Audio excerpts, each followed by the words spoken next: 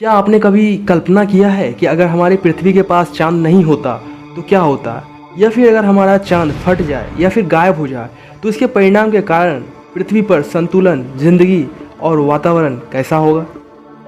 अगर आप भी अक्सर इमेजिनेशन में खोए रहने के शौकीन हैं और स्पेस के रहस्यों को जानना बेहद पसंद करते हैं तो फिकर नॉट, क्योंकि इस वीडियो में हम आज बात करेंगे important information about moon that you must know. तो देर किस बात की, शुरुआत करते हैं अपने टॉपिक की। बट उससे पहले एक लाइक तो बनता है। जैसा कि हम सबको पता है कि हमारे सौरमंडल में प्लूटो को डार्क प्लैनेट यानी बौना ग्रह घोषित करने के बाद अब हमारे सोलर सिस्टम में टोटल 8 प्लैनेट्स हैं। इसमें मर्क्यूरी एंड वीनस को छोड़कर सभी के पास अपना अपना उपग्रह है, यानी कि मर्क्यूरी और वीनस के पास कोई उपग्रह नहीं है।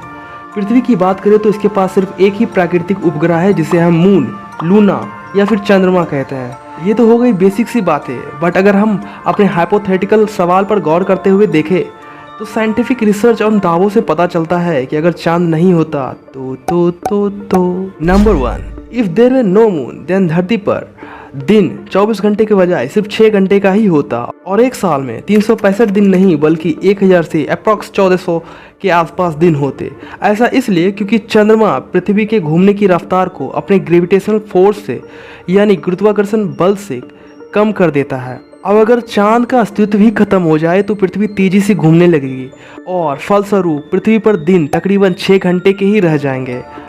नंबर 2, पृथ्वी पर 2 तरह के ग्रहण लगते हैं जिसे हम सूर्य ग्रहण और चंद्र ग्रहण करते हैं। दोनों ग्रहणों की परिस्थितियां अलग अलग होती है और हमारी पृथ्वी पर भी इसका अलग अलग प्रभाव पड़ता है। लेकिन अगर चांद फट जाए या फिर चांद के बगैर धरती पर ना तो चंद्र ग्रहण होगा और ना ही सूर्य ग्रहण। जैसा कि बच्चे को पता है, जिस तरह पृथ्वी सूर्य का चक्कर लगाती है उसी तरह चंद्रमा पृथ्वी का चक्कर लगाता है। दोनों के कंटिन्यूसली चक्कर लगाने के कारण कभी कभी स्थिति ऐसी बनती है जब चंद्रमा पृथ्वी और सूर्य के बीच आ जाता है, जिसके कारण सूर्य का प्रकाश पृथ्वी तक नहीं पहुंच पाता और जिसे हम सूर्य ग्रहण कहते हैं।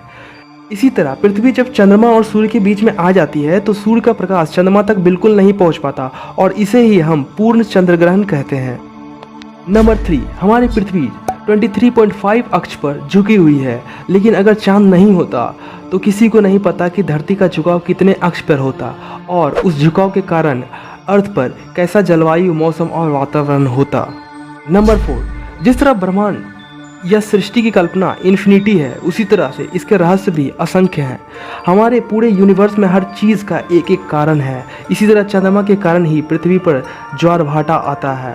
ज्वार के समय समुद्र का जल स्तर बढ़ जाता है। चंद्रमा पर रिसर्च करने वाले वैज्ञानिकों के मतानुसार अगर चांद नहीं होता तो शायद पृथ्वी पर मानव जाति का अस्तित्व भी नहीं होता, क्योंकि समुद्रों में ज्वार भाटा तो आता ही नहीं, जो चांद के गुरुत्वाकर्षण बल के कारण होता है, जिससे जमीन और समुद्री जल के बीच पोषक तत्वों का लेन देन की प्रक्रिया बहुत धीरे हो जाती और मनुष्य जाति होती भी या नहीं यह कहना बहुत मुश्किल है।